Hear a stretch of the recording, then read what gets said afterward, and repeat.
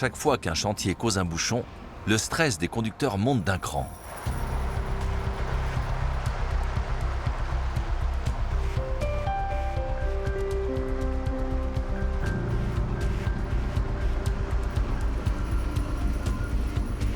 Ren Taiping et son collègue ont presque atteint leur destination.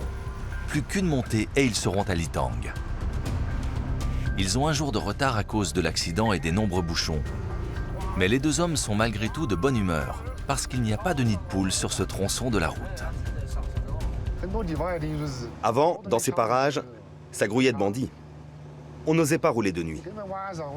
La journée, on se regroupait pour traverser la montagne en convoi. Comme la route était difficile, on ne pouvait pas aller vite. En une matinée, on ne faisait pas beaucoup de kilomètres.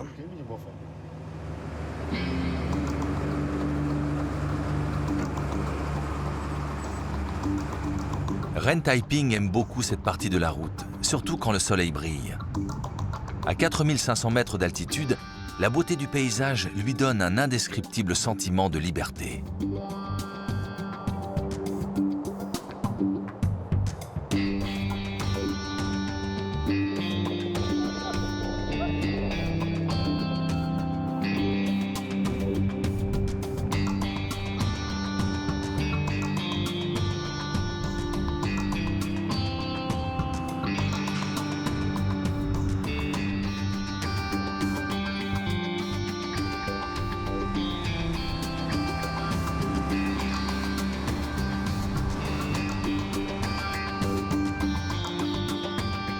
Les deux hommes arrivent à Litang dans l'après-midi. Située sur un haut plateau à plus de 4000 mètres, c'est l'une des villes les plus élevées du monde.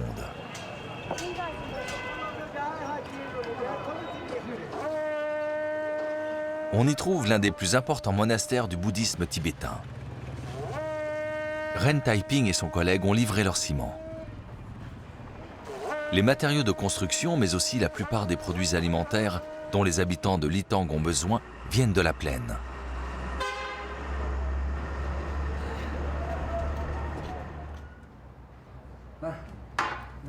Cette fois encore, les deux camionneurs ont effectué le trajet sans trop de problèmes.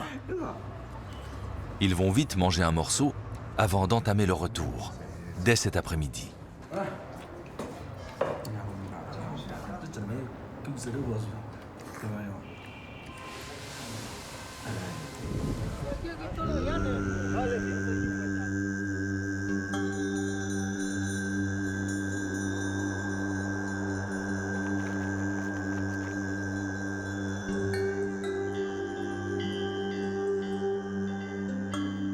Construit au XVIe siècle, le monastère de Litang a formé en ses murs le 3e et le 10e Dalai Lama. Aujourd'hui encore, il est l'une des plus importantes écoles du bouddhisme tibétain. Plus d'1 millier de moines vivent ici.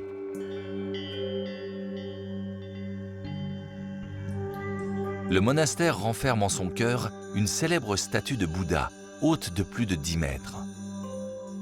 Des ornements somptueux témoignent du raffinement de l'artisanat tibétain.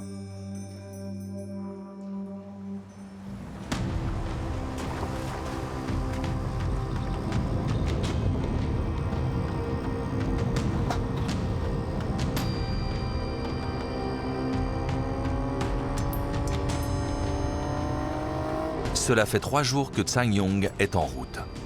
Sur le haut plateau, l'état de la chaussée s'améliore et c'est tant mieux. Depuis Litang, à 2 pas de la frontière tibétaine, la Sichuan Tibet Highway traverse le Tibet oriental jusqu'à Lhasa.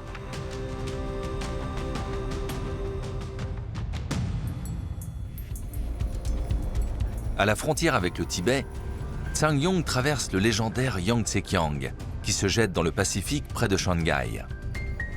Un peu plus loin à l'ouest, la route suit la vallée du Mékong, qui a creusé son lit sur près de 2 km de profondeur dans la montagne. Enfin, il arrive aux fameux 72 virages qui descendent jusqu'au fleuve Salween. C'est pas évident de circuler par ici. Les virages sont très serrés. Si on roule trop vite, la voiture peut se renverser. C'est difficile aussi de se croiser. Lorsqu'un poids lourd arrive en face, je suis obligé de m'arrêter pour le laisser passer. J'ai un bon véhicule, mais je dois quand même modérer ma vitesse. C'est un SUV, il peut se renverser facilement. Il est haut et il se déporte, il a vite fait de basculer.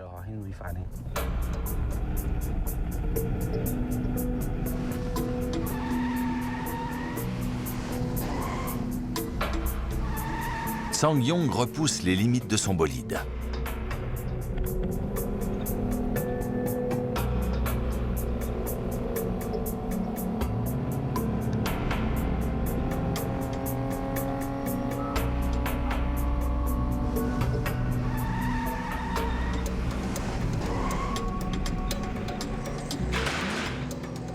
Au bord de la route, 3 jeunes garçons trient des pièces d'aluminium.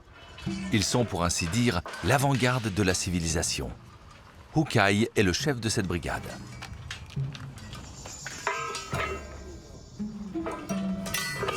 Il a investi tout son argent dans 5 mulets pour pouvoir proposer ses services à une compagnie d'électricité. Pendant 5 ans, il va participer au montage de pylônes électriques dans la région, jusqu'à ce qu'il ait économisé suffisamment d'argent pour réaliser son rêve. Acheter une voiture qui lui permettra de travailler comme chauffeur de taxi. Ici, il n'y a toujours pas l'électricité. Ils ne font pas les choses comme ailleurs. Ils lancent plusieurs appels d'offres, un pour chaque segment de ligne. En ce qui concerne celui-ci, il y en a encore pour un mois environ.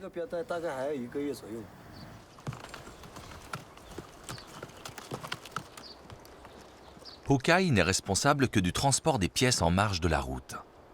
Plus haut, une autre brigade se chargera de monter les pylônes.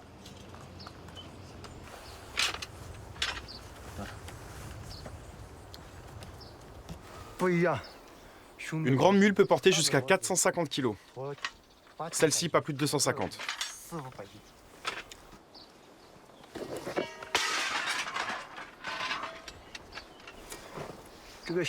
En déchargeant, il faut vraiment faire attention.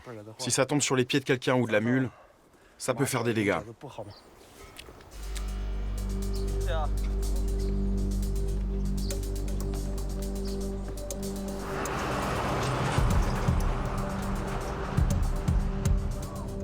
Concentré, Sang-Yong poursuit vers l'ouest.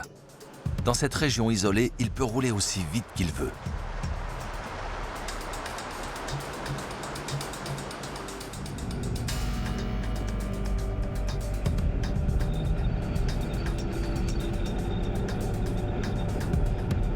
Ces bikers vont eux aussi à Lhasa. Ils viennent de la province du Guangdong, sont en route depuis 26 jours et ont déjà parcouru 4000 km. C'est lui, Wan Jintao, qui est à l'origine de cette chevauchée fantastique. J'ai 66 ans. Lui, il en a 62 et lui, 61. On est tous les trois à la retraite. Pour ma part, j'avais cette idée en tête depuis 8 ans, mais je ne parvenais pas à la concrétiser. J'étais déjà allé à Lhasa, à l'occasion d'un voyage organisé. Ce n'est pas facile de monter une telle expédition. Mais maintenant, mon rêve se réalise.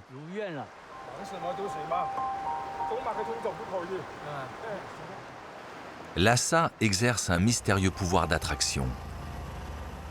Tandis qu'au cours de leur périple en montagne, certains recherchent la liberté et l'aventure, pour d'autres, sillonner le Tibet revêt une signification religieuse.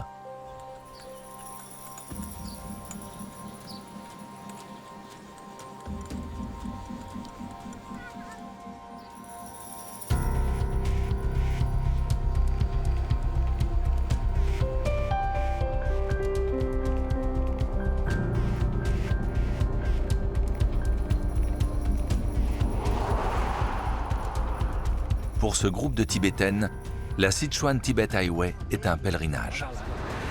Où est-ce que vous allez? À Lhasa, Pourquoi faire? pour faire tourner les moulins à prière. Vous marchez depuis quand? On est parti le 3 septembre. Ça fait un mois aujourd'hui. On porte tout nous-mêmes. Et on se nourrit de tsampa, du pain d'orge.